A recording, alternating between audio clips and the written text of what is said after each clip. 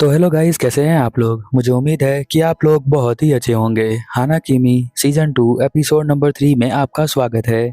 अगर आपने पिछले 2 एपिसोड नहीं देखे हैं तो आप उसे जाकर देख सकते हैं इस एनिमे को अच्छे से समझने के लिए। चलिए फिर इस एनिमे के कुछ मोमेंट्स को देखते हैं जहां पर हम देखते हैं कि जो सानो है वो किस कर रहा होता है और सानो की लड़ाई भी हो जाती है मिजुकी से। एक लड़की जिसका नाम जूलिया है उसे फ्लर्ट कर रहा होता है डॉक्टर, जिसकी वजह से वो थप्पड़ भी खाता है। वो जो है यहाँ मिजाकी की दोस्त होती है। मिजुकी समझ नहीं पाती कि सानो गुस्से में क्यों रहता है। ये सब हमें जानने को मिलेगा इस एपिसोड में, तो चलो स्टार्ट करते हैं। एपिसोड के स्टार्टिंग में हम देखते हैं कि सानो यहाँ पर टाई लगा रहा होता है मिजुकी को। मिजुकी को यहाँ पर टाई पहनना नहीं आता है, जिसकी वजह से सानो उसे पहनाता है। हम देखते हैं नत्सुकी को, जो उसके पास आता है और कहता है मुझे तुमसे प्यार है, ये बोलकर मुझे बहुत अच्छा फील हो रहा है। वो बस कहता है कि उसने अपनी फीलिंग बता दी है, अभी उसको हल्का हल्का लग रहा है और वो काफ़ी ज़्यादा उसके करीब आ जाता है। वो कहता है मुझे भेड़िए की तरह हाउल करने का मन कर रहा है। बट आपको पता होना चाहिए कि यहाँ पर मिजुकी ने उसे आई लव यू टू नहीं बोला है। होकाइडो नाम की जगह पर स्कूल ट्रिप का प्लान हो रहा होता है। सानो अभी भी सोच में पड़ा होता है, किसी को नहीं पता कि वो क्या सोच रहा है। मिजुकी भी उसे नोटिस करती है। मिजुकी बहुत ज़्यादा खुश होती है क्योंकि वो पहली बार स्कूल ट्रिप के अंदर जा रही होती है। यहाँ पर सभी लोग बता रहे होते हैं होकायडो में हमारा स्कूल ट्रिप होने वाला है। तो वो कहती है कि ये तो बहुत अच्छी जगह है, क्या इसके बारे में कुछ और बता सकते हो। तो सभी बच्चे को बताते हैं और वो बहुत ज़्यादा खुश हो जाती है। डॉक्टर यहाँ बता रहा होता है कि तुम स्कूल ट्रिप पे जाने वाली हो तो ध्यान से जाना, क्योंकि तुम एक लड़की हो, कहीं तुम्हें कोई पकड़ ना ले। मिजुकी कहती है कि ऐसा नहीं होगा क्योंकि आप भी तो चलोगे स्कूल ट्रिप पे। वो कहता है कि हाँ मैं भी चलूंगा स्कूल ट्रिप पे, फिर भी तुम्हारी सेफ्टी के लिए तुम्हें बता रहा हूँ।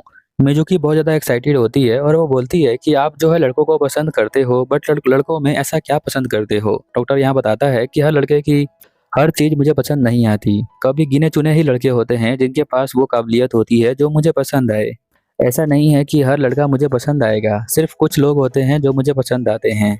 वो बताती है कि जो नत्सुकी है वो मुझे लड़का समझकर मुझे पसंद करता है, बट मुझे समझ में नहीं आता कि वो ऐसा क्या देखा है मेरे अंदर कि मुझे पसंद करता है।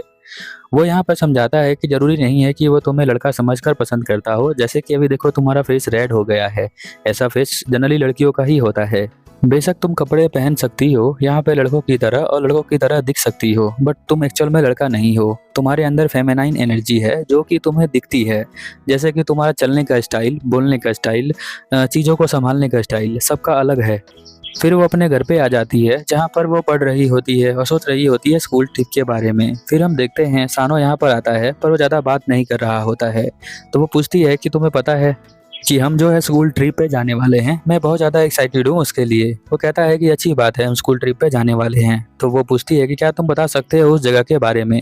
तो वो कहता है कि वहाँ पर स्नोफॉल होता है जो कि बहुत ज़्यादा ब्यूटीफुल दिखता है।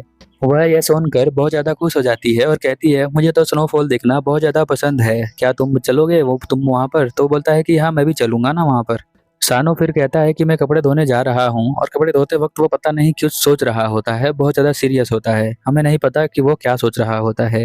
यहाँ मिजुकी भी समझ जाती है कि उसे कोई टेंशन है, इसलिए वो कुछ सोच रहा है। फिर जब वो आता है वापस तो कहती है कि चलो मूवी देखते हैं। तो वो बोलता है कि तुम मूवी देख लो अकेले। तो बताती है कि मूवी जो है हॉरर मूवी है जिसे मैं अकेले नहीं देख सकती हूँ, मुझे डर लगता है, इसीलिए तुम्हें मेरे साथ देखना पड़ेगा। वो कहता है चलो फिर देखते हैं। थोड़ी देर बाद उसे नींद आ रही होती है तो वो कहता है तुम चाहो तो सो सकती हो, बट वो मूवी को देखना कंटिन्यू कर देती है। फिर हम देखते हैं कि यहाँ पर उसे नींद आना स्टार्ट हो जाता है तो वो सोने लग जाती है। सानो को पता है कि वह एक लड़की है, पर वो इतनी आसानी से उसके साथ सो जाती है बिना किसी डरे। तो वो वही सो जाता है उसे हक करके। वो दोनों साथ में हक करके सो रहे होते हैं। मूवी खत्म हो जाती है। सानो का मन करता है उसके गालों पे किस करने का, तो वो किस कर लेता है। अगले दिन हम देखते हैं स्कूल के अंदर जो है बहुत ज्यादा हलचल हो रही होती है, किसी को समझ में नहीं आ रहा क्या हो रहा है। यहाँ मिजुकी जो होती है सोच रही होती है सानो को क्या हो गया है। वो अब जो है ज्यादा बात नहीं करता है, लगता है उसे किसी तरह का टेंशन है। बाहर लड़के बहुत ज्यादा शोर मचा रहे होते हैं, इसलिए मिजुकी कहती है कि पता नहीं बाहर क्या हो गया है, चलो चल के देखते हैं। तो वो दोनों यहाँ पर चले जाते हैं बाहर। वहाँ एक सुंदर सी लड़की होती है जिसे देखकर लड़के पागल हो रहे होते हैं, क्योंकि वो जापान की नहीं होती, बाहर से आई होती है, फॉरेनर होती है इसलिए। और जो बहुत ज़्यादा सुंदर दिख रही होती है, वो उससे बात करने का ट्राई कर रहे होते हैं, बट वो किसी से बात नहीं करती है। तभी हम देखते हैं कि यहाँ पर मिजुकी पीछे से आ रही होती है। डॉक्टर भी यहाँ आता है, बात करने का ट्राई करता है, बट वो उसे बिल्कुल भी भाव नहीं देती है। मिजुकी के आते ही उसे हक कर लेती है। उस लड़की का नाम जूलिया होता है, जो यहाँ पर मिजुकी की बचपन की दोस्त होती है, जो उससे मिलने के लिए यहाँ पर आई होती है। साथ में वो यह बताती है कि वो भी जापान के अंदर पढ़ने वाली है। जूलिया को मिजुकी से बहुत सारी बातें करनी होती है, इसलिए वो कहती है कि मुझे तुमसे बहुत सारी बातें करनी है, तो चलो अब हम चलते हैं। तो हम कहीं पर बातें कर लेंगे।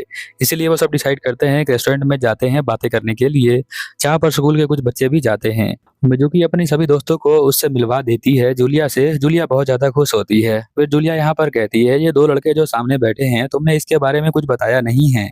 तो यहाँ पर वो कहती है कि ये दोनों जो है मेरे बेस्ट फ्रेंड है, एक का नाम नट्सुकी है और एक का नाम सानो है।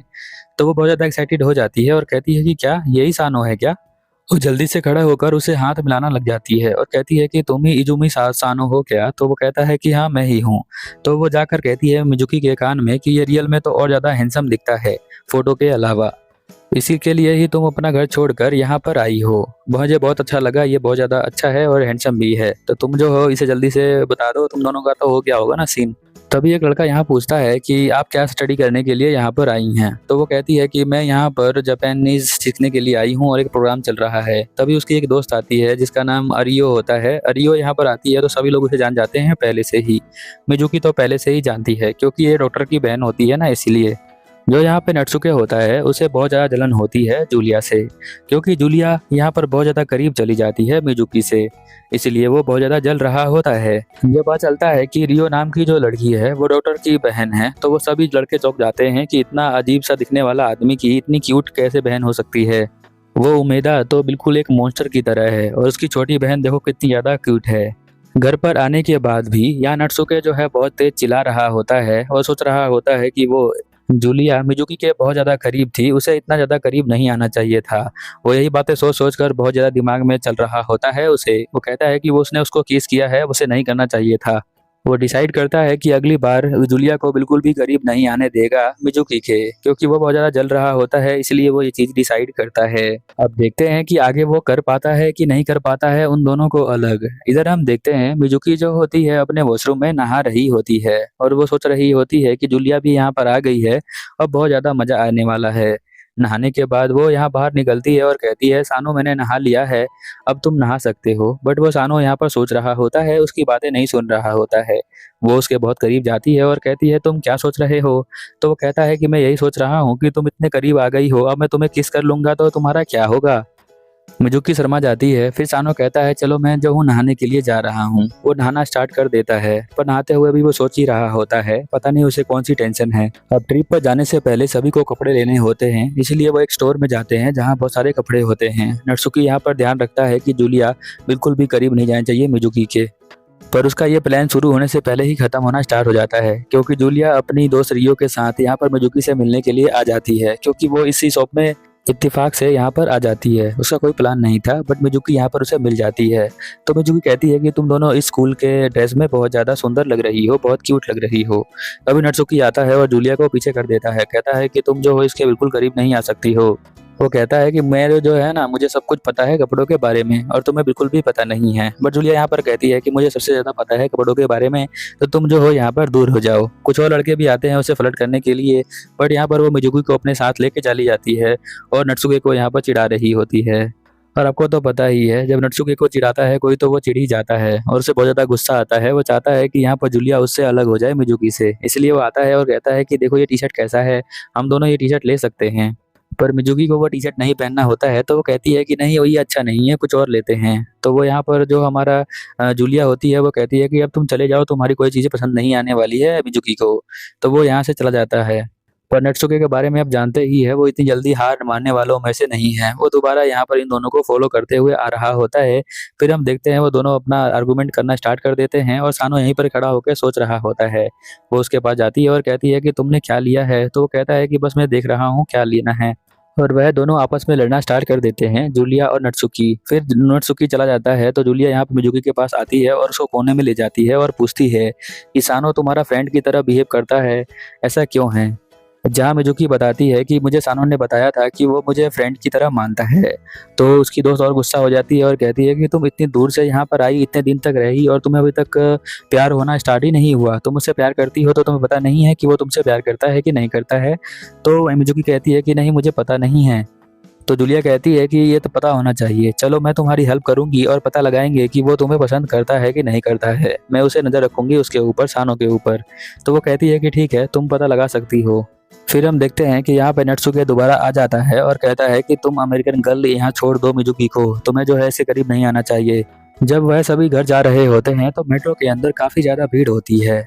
यहाँ पर हम देखते हैं नत्सुके जो होता है वो साइड में खड़ा होता है जूलिया के, और जो हमारी मिजुकी होती है उसे सानो साइड में लेके चला जाता है। मिजुकी सानो के बहुत ज़्यादा करीब आती है, जिसकी वजह से उसे उसकी बॉडी की खुशबू आ रही होती है। उसे सूंघकर उसे बहुत अच्छा लग रहा होता है और वो बहुत ज़्यादा सेफ फील कर रही होती है, तो उसे बहुत अच्छा लगता है। पर मिजुकी को महसूस होता है कि वो अभी भी गुस्से में है और कुछ सोच रहा है, पर मिजुकी को समझ में नहीं आता कि वो गुस्से में क्यों है और क्या सोच रहा है। अगले दिन जूलिया फिर से यहाँ स्कूल के अंदर आती है। नत्सुके देखकर उसे गुस्सा हो जाता है और कहता है तुम फिर से यहाँ पर आ गई, चली जाओ यहाँ से। तो यहाँ पर जूलिया आती है और हक कर लेती है मिजुकी को और कहती है कि ये मेरी हनी है और हम दोनों पुराने लवर हैं, तो तुम कौन होते हो हम दोनों को अलग करने वाले, चले जाओ यहाँ से नत्सुकी। मिजुकी यहाँ पर जूलिया को साइड में लेके जाती है और कहती है कि प्लीज ऐसे चीजें मत बोला करो, क्योंकि ये लड़कों का स्कूल है और यहाँ बातें बहुत जल्दी जल्दी फैल जाती हैं। हम दोनों के बारे में कोई ना कोई कुछ ना कुछ बोलना स्टार्ट कर देगा तो वो हम दोनों के लिए अच्छा नहीं होगा। इसलिए हम दोनों जो है अलग से बात कर लेंगे प्राइवेट में।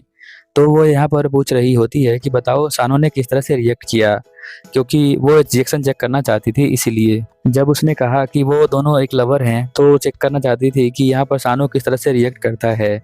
वही रिएक्शन पूछ रही होती है वो मिजुकी से। वो कहती है बाद में तुम चेक करके बताना। बट हम देखते हैं कि सानो जो है बिल्कुल भी रिएक्ट नहीं कर रहा होता है और जैसा होता है वैसा ही वो बिहेव कर रहा होता है। क्लास के अंदर सभी को पता चल जाता है कि यहाँ पर गर्लफ्रेंड है जूलिया यहाँ मिजुकी की। डॉक्टर भी यहाँ पर कहता है ये तो बहुत अच्छी बात है, तुम दोनों गर्लफ्रेंड बॉयफ्रेंड हो। तो वो यहाँ पर समझाती है कि नहीं ऐसा कुछ भी नहीं है, तुम चुप हो जाओ, तुम बातों को मत फैलाओ और ज़्यादा। मिजुकी यहाँ पर थोड़ी टेंशन में आ जाती है और सोचती है कि सारी चीज़ें आउट ऑफ कंट्रोल हो जा रही हैं, सब लोग अपना अपना कहानी बना रहे हैं मेरे और जूलिया के बारे में, जो कि बिल्कुल भी ऐसा नहीं है। तो वो सोचती है कि चलो देखती हूँ उसका रिएक्शन क्या होता है। तो जब वो जाती है तो सुन देखती है उसे, तो लगता है कि कुछ भी रिएक्ट नहीं कर रहा है। जब वह यहाँ पूछती है कि तुम क्या कर रहे हो, वो सोच रहे हो क्या, तो वो बोलता है कि नहीं मैं कुछ नहीं सोच रहा हूँ। तो वो सोचती है कि अरे इसने क्या बोल दिया, ये कुछ भी रिएक्ट नहीं कर रहा है। जब इसे पता चला कि मेरी गर्लफ्रेंड है तो इसे रिएक्ट करना चाहिए था, बट इसने बिल्कुल भी नहीं किया और वो अपना सर नीचे कर लेती है। सानो यहाँ पर सोचता है कि अरे मुझे लड़की से बात करना नहीं आता है, मैं कैसे बात करूँ, मुझे समझ में नहीं आता है, लगता है इसे बुरा लग गया। बहुत सारे लड़कों को लड़कियों से बात करना बिल्कुल भी नहीं आता है, सेम जैसे सानू को नहीं आता है वैसे ही। तभी हम देखते हैं कि उसका फोन बजता है, वो फोन उठाकर बात करना स्टार्ट कर देता है। वो एक्चुअल में उसकी मॉम का फोन होता है। कॉल पर वो बोल रहा होता है मुझे उस इंसान से बिल्कुल भी नहीं मिलना है, ना ही उसकी शक्ल देखनी है। अब ये सारी बातें मिजुकी यहाँ पर सुन रही होती है, जिसे समझ में आ जाता है कि उसके घर में कोई प्रॉब्लम है, इसी वजह से वो यहाँ पर रिएक्ट नहीं कर रहा था। वो घर के बारे में ही सोच रहा था, इसलिए ये दिक्कत हो सकती है।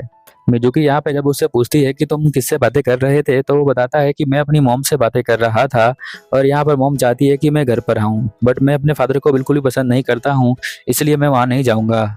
अगले सीन में हम देखते हैं कि वो दोबारा स्कूल के बाद यहाँ पर यूजरो से मिलने के लिए आता है। यूजरो उसके ऊपर जंप कर देता है, जिसकी वजह से वो नीचे गिर जाता है। इस बार वो उसका मूड बहुत अच्छा हो रहा होता है, तो इसलिए मिजुकी सोचती है कि अब इसका मूड बहुत अच्छा है तो कोई दिक्कत वाली बात नहीं है। वो दोनों एक दूसरे को देखते हैं और यहाँ पर हंसना स्टार्ट कर देते हैं। मिजुकी कहती है कि यूजरो तुमसे बहुत ज़्यादा कंफर्टेबल है, इसलिए तुम्हारे ऊपर जंप कर देता है, उसे बहुत अच्छा लगता है तुम्हारे साथ रहना। इधर हम देखते हैं उमेदा डॉक्टर जो है यहाँ पर लाइन मार रहा होता है जूलिया के ऊपर। वो उसके बालों की तारीफ कर रहा होता है, बट हम देखते हैं कि जूलिया एकदम से स्ट्रेट पंच मार देती है उसके मुंह पर, जिसके मुंह से खून निकलना शुरू हो जाता है। पंच लगने की आवाज़ यहाँ मिजुकी और सानो को सुनाई देती है, तो वो उसके पास आ जाते हैं। यहाँ पर वो कहती है मुझे माफ़ कर देना, मैंने इसको मार दिया है। वो उस कोने में ले जाती है और पूछती है कि बताओ उसका रिएक्शन कैसा था। वो उसके खाने के लिए कोई लेकर आई होती है। वो कहती है कि ये तो सानो को भी बहुत पसंद है और मुझे भी बहुत ज़्यादा पसंद है। तो वो दोनों वहाँ पर बातें करना स्टार्ट कर देती हैं और सानो यहाँ पर पहली बार देख कोई लड़का जो है किसी लड़की के पीटने के बाद वो कैसा लगता है वो पहली बार देख रहा होता है। यहाँ पर उमेदा डॉक्टर जो है वो कहता है कि अब इसे पटाने में और ज़्यादा मजा आएगा, जब तक ये मुझसे प्यार नहीं करती जब तक मैं उसे चेज करता रहूँगा। यहाँ पर वो बताती है कि मैंने नोटिस किया है सानो के बारे में, जिसे मुझे तुम्हें बताना है। मुझे लगता है कि वो तुम्हें धीरे धीरे पसंद करता है, बट अभी कंफर्मेशन के लिए मुझे और ज़्यादा नोटिस करना पड़ेगा। देखो ये स्कूल के अंदर जो ट्रिप है होकाइडो में, हम भी वहीं पे जा रहे हैं, तो बहुत ज़्यादा खुश हो जाता है। यहाँ पे सानो जो है वो फ़ोन दोबारा आता है, जहाँ पता चलता है कि उसके डैड का ब्लड प्रेशर बढ़ रहा है, इसलिए उसकी मॉम बुला रही है। घर पर, क्योंकि होकाइडो के पास ही उसका घर है, तो वो थोड़ा बहुत टाइम मिले तो वो वहाँ पर आ जाए अपने पापा से मिलने के लिए, बट वो मना कर देता है। रीजन अभी तक पता नहीं है ऐसा क्यों करता है। ये एपिसोड आपको कैसा लग रहा है प्लीज नीचे कमेंट करें और वीडियो को लाइक करें और वीडियो को हाइप करें। मिलते हैं अगले एपिसोड में, तब तक के लिए ओवर एंड आउट।